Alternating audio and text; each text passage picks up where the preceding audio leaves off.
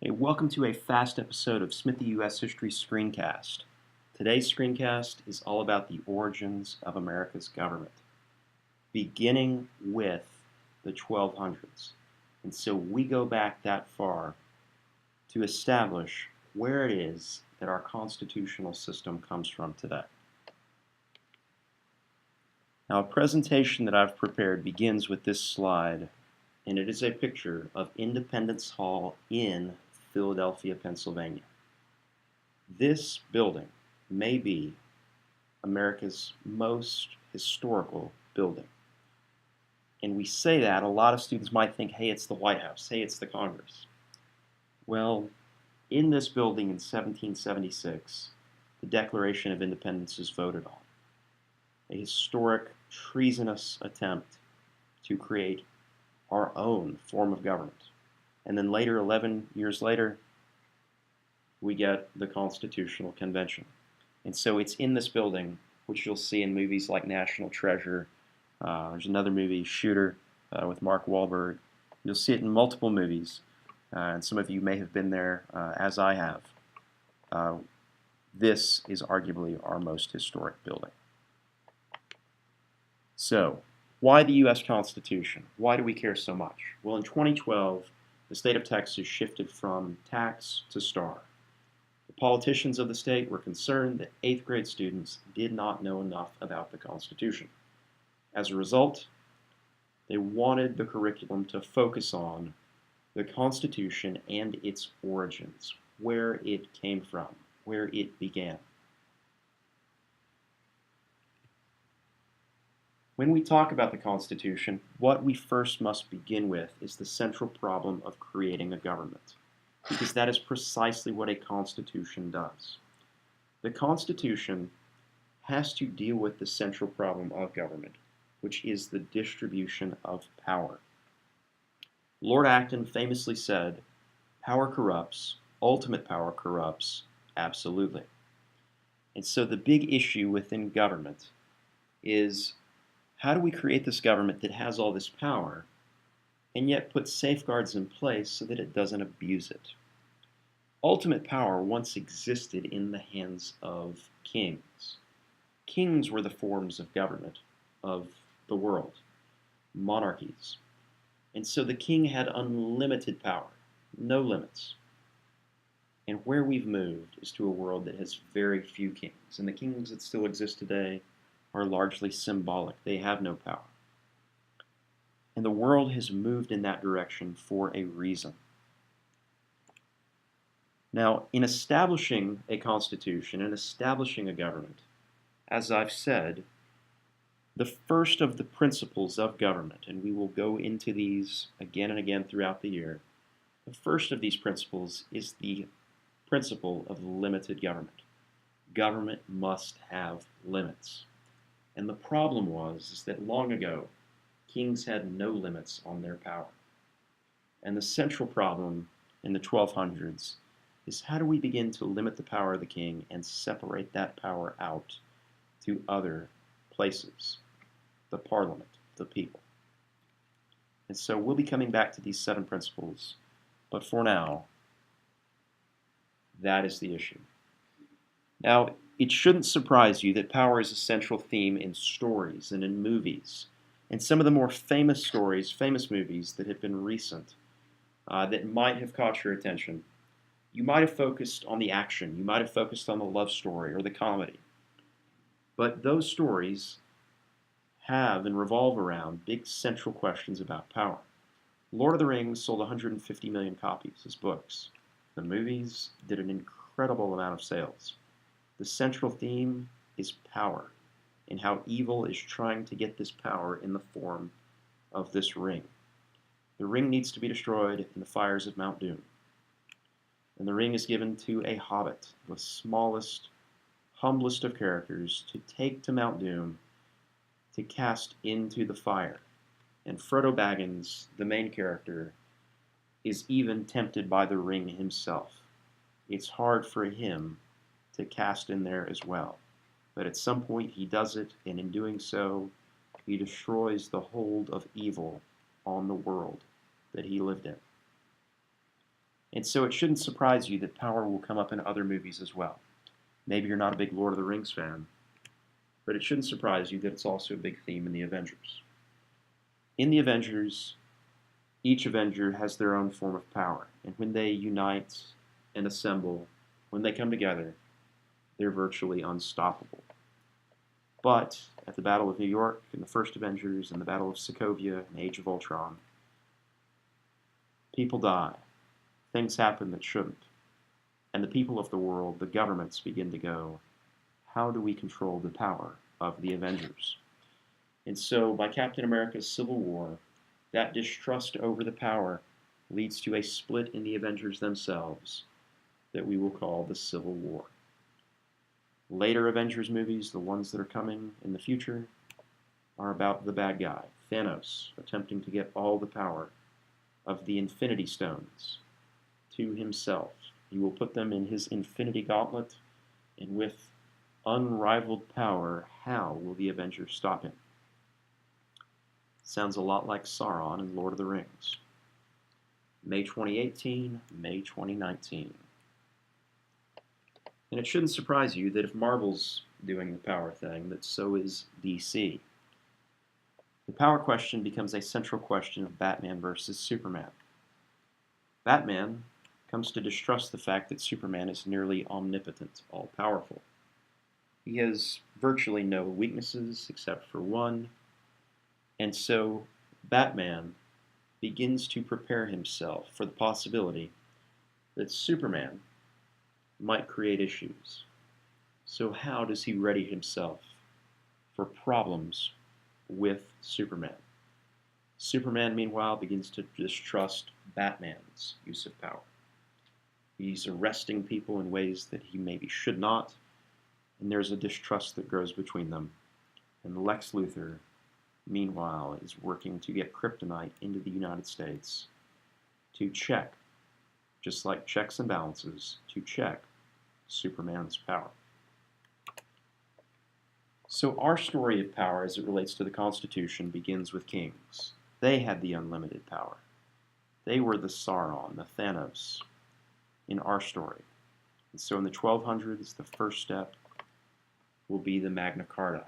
And here at London Bridge, in the foreground, at the front of the picture, you can see something strange if you look towards the bottom. This next slide, you see what it is. It's heads on pikes. Kings had unlimited power, and at any time, they could say, "Bring me his head." Nothing could stop them. They got whatever they wanted. If they wanted you dead, there was nothing you could do. If they wanted to raise taxes, there was nothing you could do. If they wanted to keep standing armies to oppress you, there was nothing you could do. And the nobles, the barons of England, got tired of this. It was abusive. And so in 1215, they will create and force King John of England to sign the Magna Carta. This will be the first document to ever limit the power of the king. And the real document you are looking at on the right.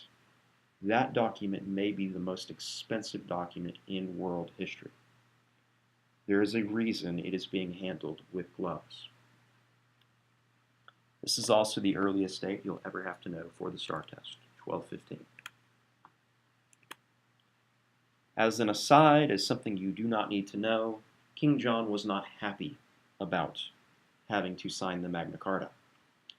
And in this rebellion that the barons, the nobles, had done against the king will attempt to siege Rochester Castle. He will burn the pig fat of 40 pigs beneath the wall, breaching the wall with a large explosion. His knights poured into the breach, and killing many of the people inside, the king will win the battle. But a year later, the king will die, ensuring the continued existence of the Magna Carta today. There's a movie on Netflix. Netflix carries the movie now. It is Ironclad. It is about King John. King John is played by Paul Giamatti. Additionally, Megan Fox was supposed to be in the movie originally, but had conflicts. But it is a good movie. It's also a very bloody movie, as the history around the Magna Carta and the Siege of Rochester was. You can find documentaries about it online if you want to get more into the history, if you're curious.